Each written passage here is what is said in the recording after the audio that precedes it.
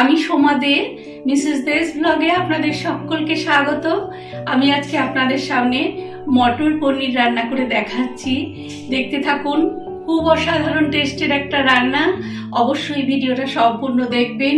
ভিডিওটা যদি ভালো লাগে একটা লাইক করবেন, শেয়ার করবেন সকলের সাথে, আর আমাকে কমেন্ট করবেন কেমন লাগছে আপনাদের ভিডিও।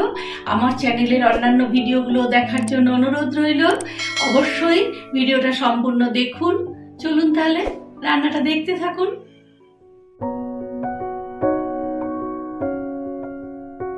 মটর পনিরের জন্য আমি এখানে বেশ খানিকটা মটরশুঁটি নিয়েছি। মটরশুঁটি ছাড়িয়ে পরিষ্কার করে ধুয়ে রেখেছি। আর এখানে প্রায় 1 কিলো মতন পনির ছোট ছোট সাইজ করে কেটে নিয়েছি। একেবারে ছোট নয়, একটু বড় সাইজ করেই কেটেছি, কারণ মটর পনিরের পনির একদম ছোট হয় না, একটু বড় করে করলেই দেখতে ভালো লাগে। এবার এর মধ্যে নুন, হলুদ আর একটু মিষ্টি দিলাম, দিয়ে একটুখানি হাতে জলের ছিটা দিয়ে পুরো পনিরটাকে সুন্দর করে মাখিয়ে রাখবো, যাতে পনিরের ভেতরে নুন, হলুদ, মিষ্টিটা খুব ভালোভাবে ঢোকে। এই রকম মাখিয়ে আমি প্রায় আধ ঘন্টা মতন রেখে দেব। এখানে আমি বড় সাইজের 4টে টমেটো মিক্সিতে একদম পেস্ট করে নেব। মিক্সিতে ঘুরিয়ে পেস্ট করে নিলাম। আর এখানে পেঁয়াজ, আদা, রসুন আর কাঁচা লঙ্কা নিয়েছি। যে কাঁচা লঙ্কাগুলো একটু পেকে যায় সেই লাল কাঁচা লঙ্কা, সেইটা নিয়েছি।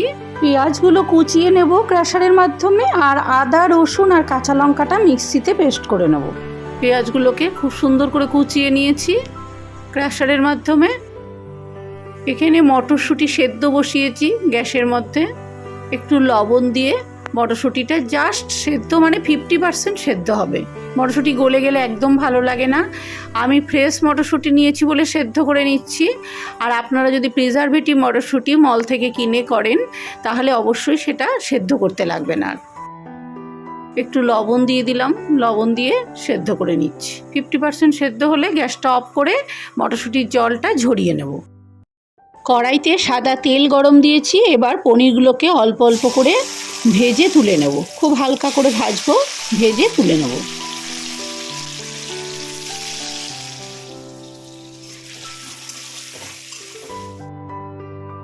ঠিক এই রকম হালকা করে ভাজা হয়ে গেছে। এবার আমি তুলে নিচ্ছি, নিয়ে বাদবাকিগুলো একইভাবে ভেজে নেব।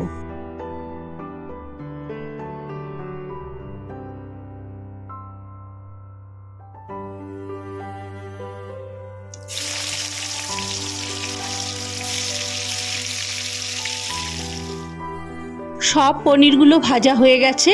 এবার পনির ভাজা যে তেল রয়েছে এই তেলের মধ্যে আমি ঘি দিচ্ছি। একদম বড় চামচের প্রায় 3-4 চামচ মতো ঘি দিলাম।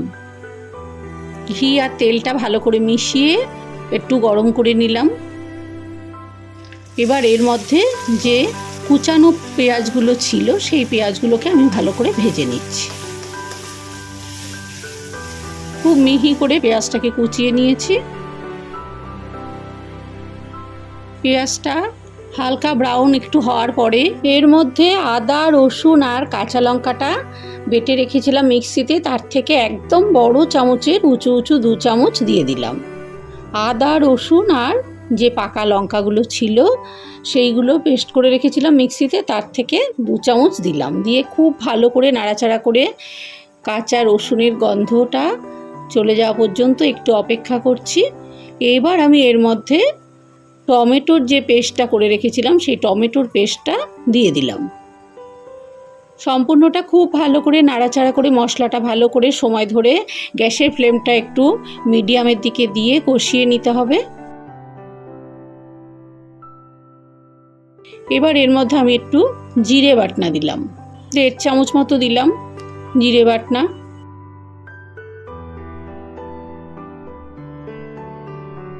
এবার ধনের গুঁড়ো দিচ্ছি। ধনের গুঁড়ো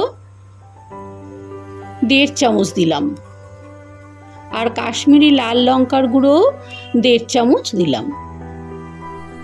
সম্পূর্ণ মশলাটা আবারও ভালোভাবে মিশিয়ে দিয়ে গ্যাসের ফ্লেমটা কমিয়ে দেব। এবার এর মধ্যে অল্প করে লবণ দিলাম 1 চামচ, আর হলুদ দিলাম 1 চামচ, আর চিনি দিলাম 1.5 চামচ। সবটা মিশিয়ে গ্যাসের ফ্লেমটা লোতে রেখে একটু কষিয়ে নিচ্ছি। খানিকক্ষণ পরে এর মধ্যে একটু গরম মশলার গুঁড়ো দিলাম, হাফ চামচ মতো গরম মশলার গুঁড়ো দিলাম, আর অল্প একটু মিক্সিটা ধুয়ে অল্প একটু জল দিলাম যাতে মশলাটা পুড়ে না যায়। মশলাটা কষানো হয়ে গেলে এর মধ্যে আমি সব মটরশুঁটিগুলো দিয়ে দিলাম। মটরশুঁটিগুলো মশলার সাথে খুব ভালো করে কষিয়ে নিচ্ছি নাড়াচাড়া করে। এবার এর মধ্যে 2-3 মিনিট পরেই এর মধ্যে সব পনিরগুলো দিয়ে দিলাম। পনিরগুলো মশলার সাথে খুব ভালো করে নাড়াচাড়া করে খানিকক্ষণ মিশিয়ে নিচ্ছি।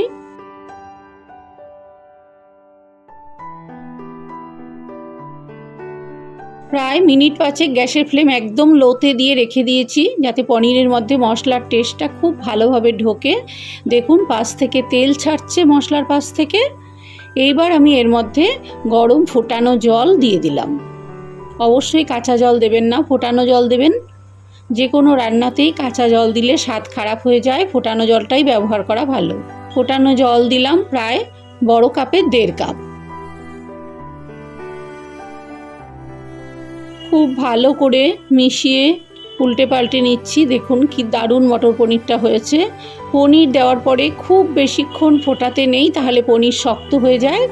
গ্যাসের ফ্লেমটা একটু মিডিয়ামে দিয়ে খানিকক্ষণ ফুটিয়ে নিচ্ছি। এই সময় অবশ্যই আপনারা নুন মিষ্টিটা চেক করে নেবেন। 4-5 মিনিট ফোটার পরে হয়ে গেছে আমার রান্নাটা। গ্যাসটা অফ করে দিলাম। গ্যাসের ওপর 5 মিনিট স্ট্যান্ডিং টাইম হিসেবে রেখেছিলাম। এবার আমি পনিরটা পরিবেশন করছি। অসাধারণ স্বাদের এই মটর পনির অবশ্যই বাড়িতে করবেন, খুব ভালো লাগে এই মটর পনিরটা। আপনারা যদি কেউ মনে করেন পেঁয়াজ রসুনটা ছাড়া করবেন তাও করতে পারেন, তাও নিরামিষ ভালো লাগে, কিন্তু পেঁয়াজ রসুন দিয়ে অবশ্য খুব ভালো লাগে বেশি। সেক্ষেত্রে অবশ্যই অল্প একটু পোস্ত আর একটু চারমগজ বাটা দিয়ে দেবেন। বাড়িতে এই দুর্দান্ত স্বাদের মটর পনিরটা বানিয়ে ফেলুন। রুটি, লুচি, radhaballabhi, veg fried rice, pulao সব কিছুর সাথে খুব ভালো লাগে এই মটর পনিরটা। নিশ্চয়ই বাড়িতে আপনারা ট্রাই করুন এইভাবে মটর পনির। আর আপনাদের কেমন হলো মটর পনিরটা আমাকে কমেন্ট করুন।